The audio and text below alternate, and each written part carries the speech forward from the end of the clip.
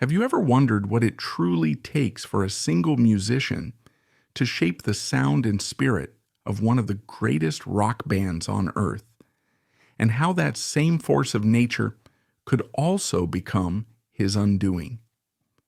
John Henry Bonham, known to his friends as Bonzo, was the electrifying heartbeat of Led Zeppelin.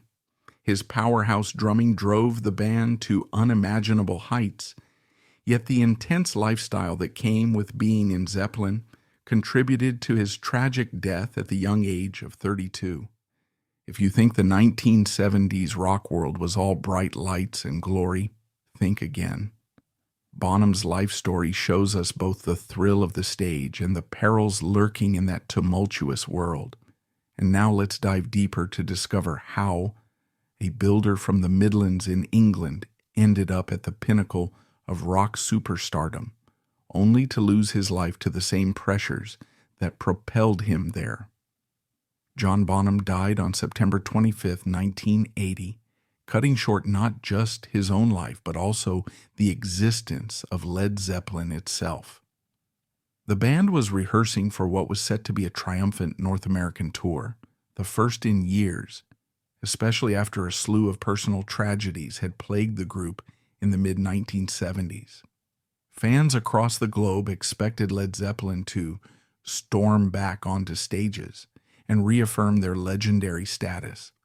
No one anticipated that the man behind the drum kit would slip away, leaving his fellow band members, along with friends and family, devastated.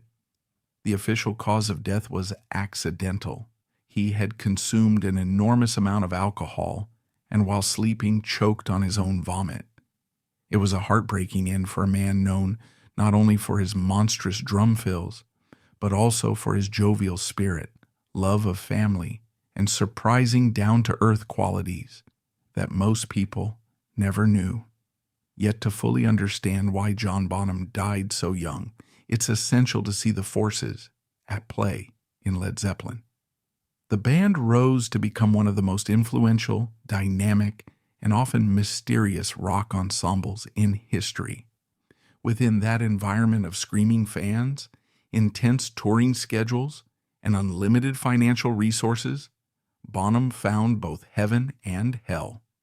His love of music, fast cars, and good times were supported by the overwhelming success that Led Zeppelin brought. But there was a darker side as well, an overwhelming cycle of touring, idle hours, and an increasing dependence on alcohol to combat stage fright, exhaustion, and the general stresses of a high-octane rock and roll life. In the end, the very band that lifted him to stardom also became a crucible for his deepest vulnerabilities. John Henry Bonham was born on May 31, 1948, in Redditch, Worcestershire, England. His father, Jack, ran a building company and employed both John and his younger brother, Michael. From a very early age, John showed signs of being obsessed with rhythm and drums. According to the stories, he began banging on a bath salt container fitted with wire strands on the bottom, an improvised snare drum. Pots and pans supplemented this makeshift kit until his mother gave him a real snare when he was around 10 years old. Soon after, Jack bought John a complete drum set. Bonham loved drumming so much that it quickly overshadowed any other interest or obligation, even the building work that provided his family's livelihood. The Beatles had just started to emerge, changing the entire musical landscape in the early 1960s. But John Bonham was also drawn to jazz drummers like Gene Krupa, Joe Morello, and Sonny Payne. He admired their flair for showmanship, stick twirling, dynamic solos, and the sort of brash confidence that would later become Bonham's hallmark. Despite receiving some lessons, he molded his style largely on his own, leaning into a hard-hitting rock approach that would make him iconic. By the time he was 16, he was trying to make a living as a full-time musician, but if gigs went dry, he would return to the building sites for extra income. That juggling act defined his teenage years, one foot in his father's building company, the other in the chaotic, thrilling path of local band performances around the Midlands. His earliest attempts at drumming in local bands reveal he was never the shy type. When he felt another drummer wasn't cutting it, he would approach the band leader and say, "Let me have a go. I'll show you." He would take over the drum kit, pound it to bits, and often win the gig on the spot. This mixture of raw talent and unapologetic confidence foreshadowed the way he would play for Led Zeppelin. Unrelenting power coupled with impeccable groove. In 1965, at the age of 17, Bonham married Pat Phillips. Money was tight, and they initially lived in a caravan owned by Jack, John's father. Later, they moved into a high-rise flat in Dudley, where they were still living when the first Led Zeppelin album hit the shelves. During these years, Bonham joined a band called A Way of Life, which included Dave Pegg later, of Fairport Convention fame. When the band recorded demos at a Birmingham studio, the manager chided Bonham for playing too loudly, calling him unrecordable, and predicting he had no future if he kept bashing drums that hard. Bonham would remember these words, and after Led Zeppelin became a household name, he sent that same studio manager a gold record with a note. "Thanks for your advice." Around the same period, he played in the Crawling King Snakes, a band that also featured a certain Robert Plant. Plant initially saw Bonham as a bit flashy, but the two soon became friends, forging a personal and musical bond that would shape Led Zeppelin's core dynamic. Bonham left the Crawling King Snakes after a few months to rejoin A Way of Life, and then reunited with Plant in the latter's group, Band of Joy, in January 1967. Plant and Bonham were already forging that chemistry that would later electrify stadiums worldwide. One anecdote from this period describes a gig at the Queen Mary Ballroom in Dudley. Plant encored with "If I Were a Carpenter," taking the microphone stand and feigning a sexual act. Bonham's mother, Joan, was present and marched to the front in horror, yelling for her son to quit, because Plant was, in her words, a pervert. Although such comedic episodes highlight Bonham's close ties to family and how appalled his mother could be by the rock antics, it also underscores the friction between down-to-earth Midlands life and the flamboyant world of rock performance. Eventually, Bonham left Band of Joy in May 1968 to back American singer Tim Rose on a UK tour, performing songs like Morning Dew and Hey Joe for a steady paycheck of £50 a week, a good rate for a working musician at that time. The budding drummer Phil Collins was in the audience for one of those Tim Rose shows and later recalled being dumbstruck by Bonham's skill, especially the innovative use of his bass drum and the technique of playing solos with his bare hands. Collins considered Bonham a major influence from that night forward, an early sign that Bonham was leaving impressions not only on immediate bandmates, but on the next generation of drummers. Meanwhile, in London, Jimmy Page, along with John Paul Jones, were forming a new band from the ashes of the Yardbirds, with manager Peter Grant orchestrating the entire initiative. Robert Plant had already agreed to join, and Plant recommended Bonham for the drum seat. But Bonham hesitated, initially content with his Tim Rose gig and the stable income it provided. Manager Peter Grant sent repeated telegrams, effectively begging him to reconsider. Tim Rose's camp also tried to keep him, but Bonham finally gave in, presumably lured by the promise of something big happening, though even he couldn't have predicted Led Zeppelin's monumental impact on rock history. In 1968, they were briefly referred to as the New Yardbirds before adopting the now legendary name Led Zeppelin. John Paul Jones recalls meeting Bonham in a cramped basement on Lisle Street, where the newly assembled group was testing out gear. Jones's first impression was that Bonham was a cocky bugger, but that confidence was anchored in real skill. From the first jam session, Bonham's impact was explosive. Too explosive, in fact. Jimmy Page had to remind him to simplify, but the flamboyant drummer wasn't immediately compliant. Finally, Peter Grant intervened, telling Bonham that if he wanted to keep his position in the band, he should listen to Page's advice. Once Bonham found the right balance, the group discovered a chemistry that would take them from clubs to stadiums in less than 2 years. Their first gig together was in Copenhagen on September 14, 1968. The synergy that developed in those early performances carried over into the recording of Led Zeppelin's debut album, where Bonham's thunderous style became an essential ingredient in the band's signature sound. His contributions to tracks like Communication Breakdown, Dazed and Confused, and later anthems like Stairway to Heaven, Kashmir, and Achilles' Last Stand revolutionized rock drumming. Bonham's sense of timing, combined with an almost orchestral approach to the kit, influenced countless drummers who would come after him. The transformation in Bonham's personal life was equally dramatic. Once struggling to pay rent, he now found himself flush with money, fame, and resources beyond anything he had imagined. He indulged in his passion for fast cars, buying an impressive collection.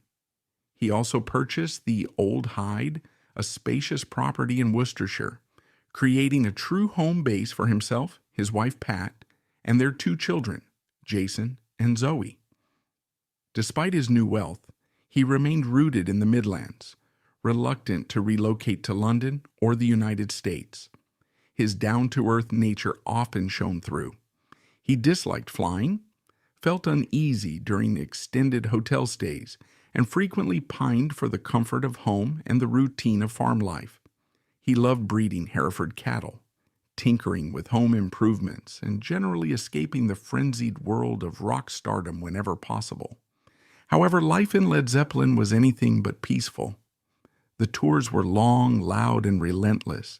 The adrenaline rush of playing to thousands of fans each night was followed by hours of idle time in sterile hotels and the endless swirl of after parties. Many of those gatherings involved copious amounts of alcohol, and the atmosphere fueled pranks and mischief. Bonham had always been a hearty drinker, but on the road, social drinking often escalated to a point well beyond healthy. He was not alone in this. Countless rock musicians of the era sought ways to relieve boredom and come down from the highs of performing. Unfortunately, Bonham's tolerance for drink also mirrored his approach to drumming. It was all or nothing. Stories of mayhem became legendary. Bonham's pranks sometimes rivaled those of Keith Moon from The Who, as each tried to outdo the other, smashing up hotel rooms, dousing guests with beer, blowing up toilets with explosives. There was an entire rock subculture in which such extravagance was lionized. Over time, these stunts became less about spontaneous fun and more of a destructive pattern, sometimes overshadowing his artistry. Led Zeppelin's success soared through the early 1970s, with landmark albums like Led Zeppelin II, Led Zeppelin III, the untitled Led Zeppelin IV, Houses of the Holy, and Physical Graffiti. Each release brought more touring, bigger venues, higher revenue, and a heavier burden on Bonham. He sweated through 20-minute drum solos, often culminating in Moby Dick, where he would occasionally play with his bare hands until they were raw or even bleeding. This took a massive physical toll, not just from the performance itself, but also from the anxiety Bonham felt before each show.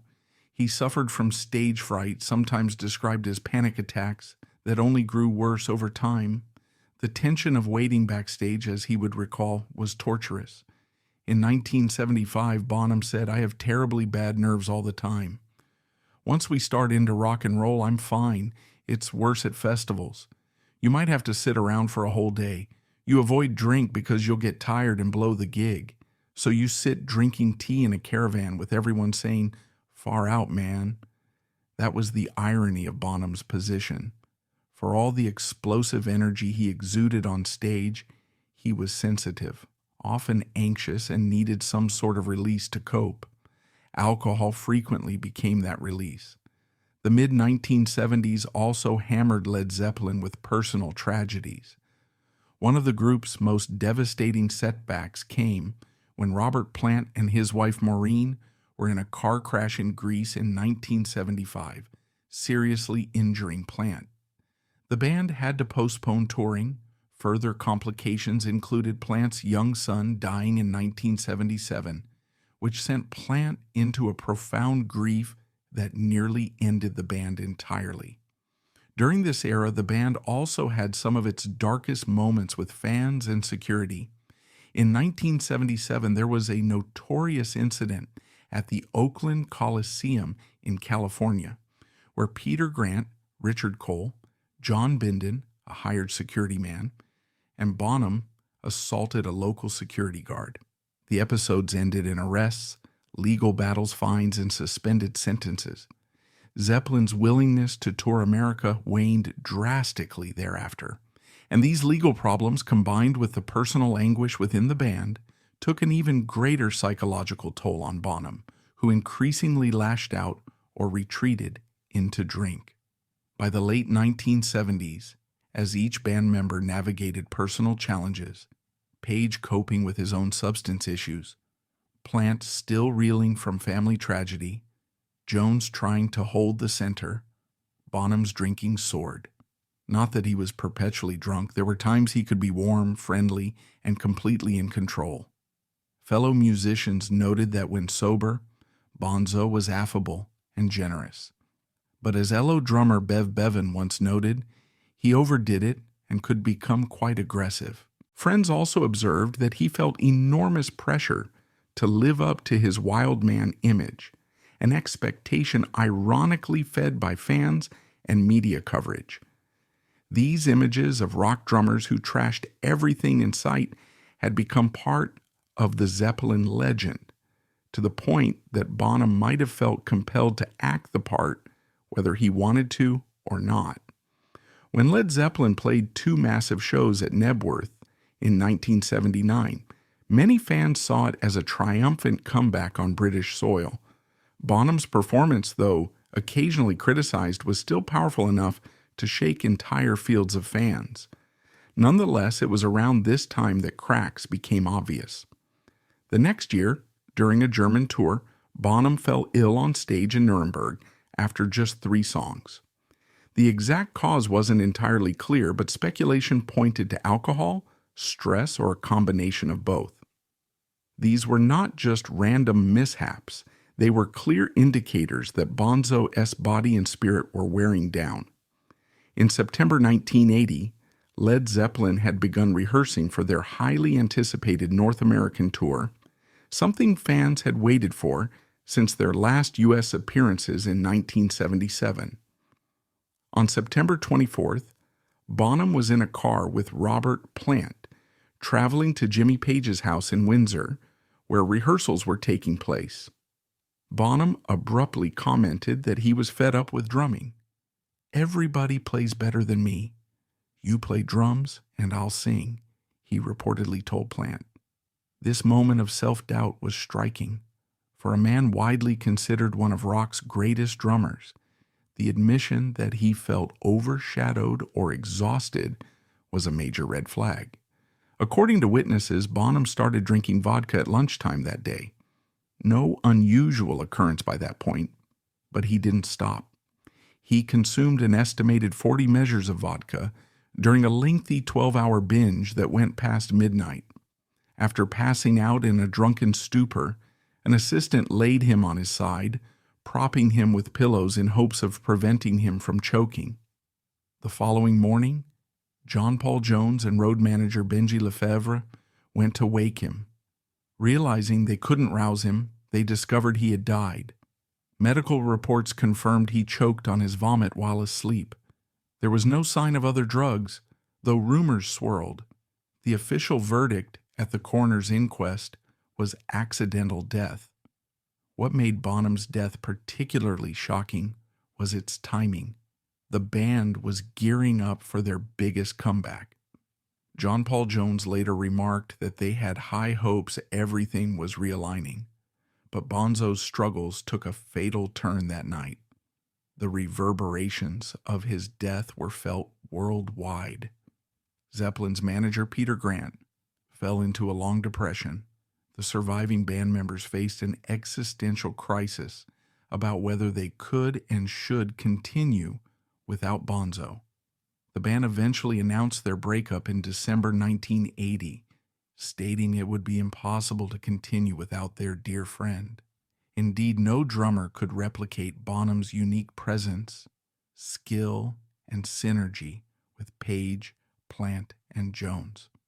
The funeral, held at Rushock Parish Church in Worcestershire on October 10, 1980, was attended by close family, friends, and bandmates. Bev Bevan recalls it as one of the most emotionally wrenching funerals he ever attended because he was so young and had so much in front of him. John Bonham was just 32. His wife Pat, daughter Zoe, and son Jason were left to mourn a husband and father. Michael Bonham, John's younger brother, later recalled how the news was broken to him, describing the shock and devastation of losing his lifelong hero.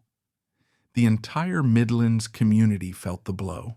The man who had once been a friendly neighbor, a bit of a pub prankster, and a father who doted on his kids was gone. In the aftermath, Led Zeppelin was offered enormous sums of money to do reunion tours.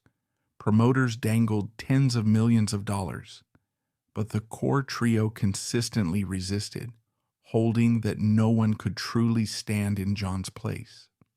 Over the years, the band members have occasionally reunited for one-off performances, such as the famous 2007 show at London's O2 Arena, with John's son, Jason, on drums. Phil Collins, a Bonham admirer since the Tim Rose days, also briefly performed with Plant and Page at Live Aid in 1985, but even Collins acknowledged that matching Bonzo's skill and style was near impossible. To better understand John Bonham's legacy, consider how the rock drumming landscape evolved.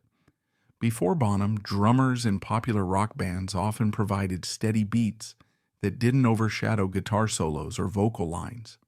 But Bonham turned the drums into a featured instrument, using dynamic interplay and a focus on groove that rooted even the most massive riffs. His playing on When the Levee Breaks, for instance, became a staple break beat sampled by countless hip-hop artists decades later. The raw, echo-laden drum sound in that track sparked entire new directions in music production. He combined ferocity and finesse in ways that remain unparalleled. He could drive Immigrant Song or Black Dog with unrelenting force, yet also exercise restraint in quieter moments. It's that versatility that made him beloved by fans and revered by fellow drummers. But perhaps Bonham's story is also about the clash between stardom and personal well-being. Throughout the 1970s, rock's golden age, the industry wasn't particularly equipped to help young men navigate sudden wealth, intense public scrutiny, and relentless performance schedules. Instead, it often chewed people up. We see parallels in the deaths of Keith Moon, Jimi Hendrix, Jim Morrison, and others from that era. The fame machine demanded monstrous tours, overshadowing the emotional toll it took on the artists themselves. For Bonham, who had never quite embraced travel and had a strong preference for the comforts of home, this lifestyle was profoundly taxing. Moreover, the 1970s was a decade when heavy substance use was normalized in rock circles.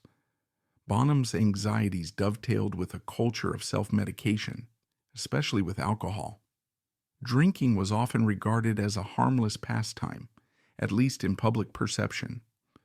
Only when such patterns spiraled into serious addiction did alarm bells ring, but by then it was usually too late. If Bonham had received structured support or more consistent guidance, who knows how events might have unfolded.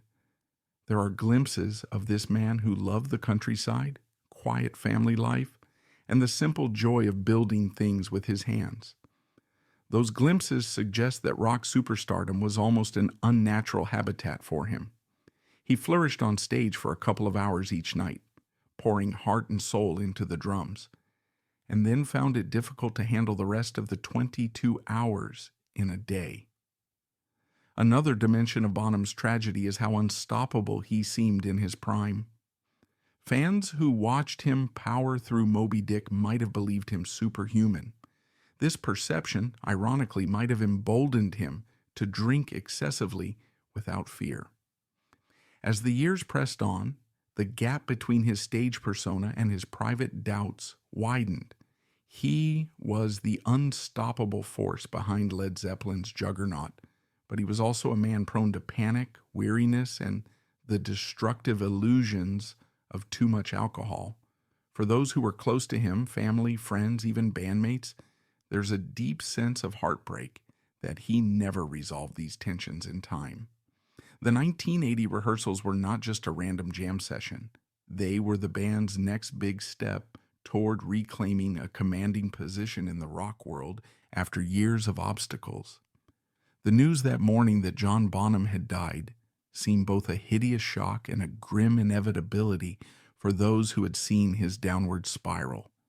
His father, siblings, wife, children, everyone was left in a state of disbelief that the big-hearted, quick-to-laugh man they had known was gone. After Bonham's death, Led Zeppelin's statement was straightforward. We wish it to be known that the loss of our dear friend and the deep respect we have for his family, together with the sense of undivided harmony felt by ourselves and our manager, have led us to decide that we could not continue as we were. It was a short, poignant notice that the band posted, confirming what many suspected. Led Zeppelin without John Bonham wasn't Led Zeppelin at all. In that sense, his drumming was more than just percussion behind the guitars. It was an essential pillar of the group's identity. Decades have passed since that fateful day in September 1980, but Bonham's reputation as arguably the greatest rock drummer endures. His tracks remain subject to endless analysis in music schools, YouTube tutorials, and the jam sessions of aspiring drummers worldwide. They try to figure out how he managed those triplet bass drum patterns in Good Times, Bad Times, or the slightly behind-the-beat groove of Black Dog. They discover that his genius was not merely about raw power, but also about nuanced timekeeping, the use of space and instinct for how drums could elevate a song's emotional intensity. Drummers from Dave Grohl to Chad Smith to Neil Peart have sung Bonham's praises, acknowledging him as a towering influence. Looking back at Bonham's story, it's easy to wonder if there was a way to separate John the man from Bonzo the myth. Could a more vigilant manager or more understanding bandmates have changed his fate?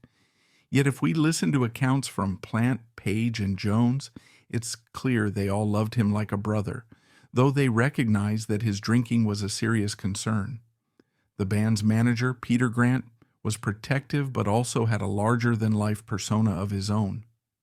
Some would say the culture was simply stacked against Bonham finding a sustainable path. The more they all soared into the stratosphere of rock superstardom, the easier it became to numb any anxieties with substances. The frenetic pace never truly allowed for a careful, measured response to creeping signs of mental or physical breakdown. In the final reckoning, John Bonham is remembered for that unstoppable earthquake-inducing style. Listeners who put on Achilles' Last Stand still marvel at his unrelenting drumming, fueling a 10-minute epic that stands as one of Zeppelin's most intense pieces. When the Levee Breaks remains a gold standard for recorded drum sounds, the heaviness of that track became a sonic blueprint for entire generations of producers and bands. Bonham's presence in Kashmir cements it as one of the all-time great rock compositions. Even lesser-known songs like The Rover or Out on the Tiles highlight his versatility and flair. But behind these thunderous anthems lay a relatable, vulnerable person. He was a family man who adored his kids, a friend who could be hilarious, who loved to show off his cars, some of which he'd race at breakneck speeds, and a musician who had originally doubted he'd ever get more than a few gigs in local pubs. He endured, then he soared, and at last he succumbed to the manifold pressures that come with being labeled the greatest rock drummer in the world. What if John Bonham hadn't died that day? Could Led Zeppelin have reclaimed the throne they left behind in the late 70s? Fans have long speculated on the type of music Zeppelin might have created in the 1980s. Robert Plant went on to a successful solo career, adopting a more new wave or contemporary rock style. Jimmy Page dabbled in The Firm, Coverdale Page, and other projects, while John Paul Jones became a sought-after session musician and producer. One can only imagine the kind of evolution Bonham might have brought to the table if he'd continued. Would he have adapted to the new wave era, or might he have pushed the band in heavier, more progressive directions? Speculations are endless, but the fact remains that his death sealed Led Zeppelin's legacy in a state of suspended grandeur, never to be tarnished by subpar 80s albums or forced comebacks, but also never to flourish into the next creative stage. As for his family, Jason Bonham grew up to become a respected drummer in his own right. He played in numerous bands, ranging from UFO to Foreigner to his own projects, and took up the sticks for the few official Led Zeppelin reunion shows, notably the 2007 Celebration Day concert at London's O2 Arena. Each time Jason sits behind the kit to play Zeppelin songs, the ghost of his father looms large. Critics and fans alike note that while he brings his own talent to the music, no one can replicate the exact feel of John Henry Bonham. There's a cosmic alignment that existed among Page, Plant, Jones, and Bonham that defies duplication.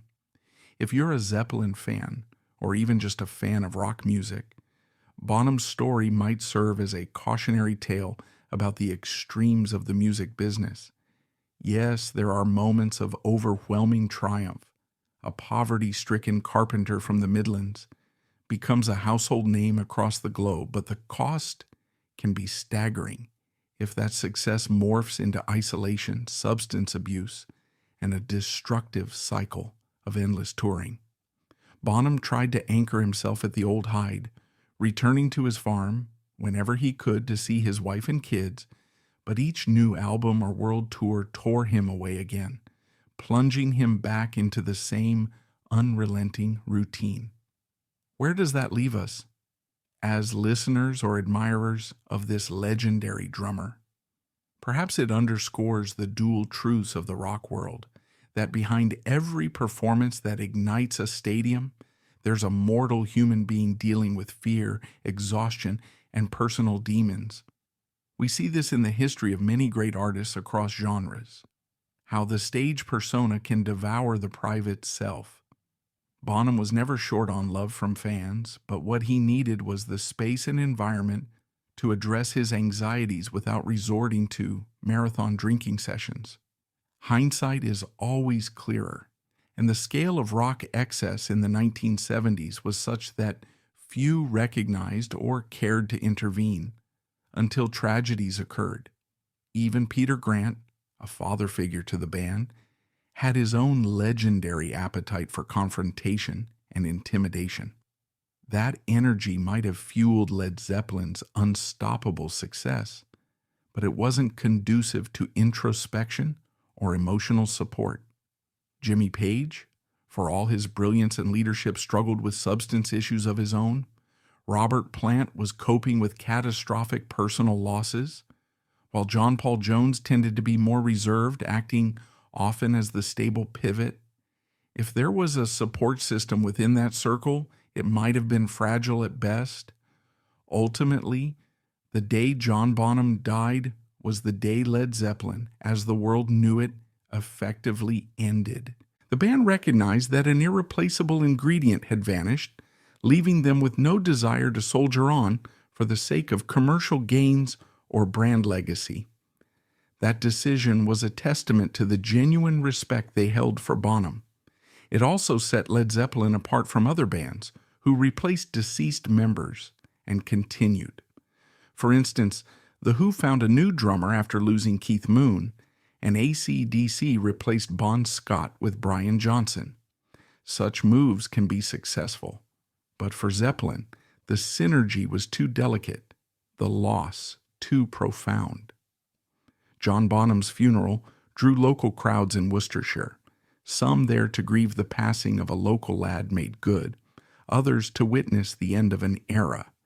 Beyond the immediate circle of family, friends, and bandmates, fans worldwide felt the sting of losing a musician who had contributed immeasurably to the lexicon of rock.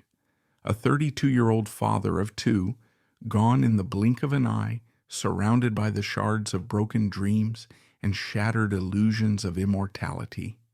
It was and remains a sobering reminder that even rock gods bleed, suffer, and die. Yet in remembering him, we also celebrate the brilliance he brought forth from the moment he picked up his first drumsticks to the day he played his last note. He helped shape anthems that remain timeless, from Whole Lotta Love to Fool in the Rain.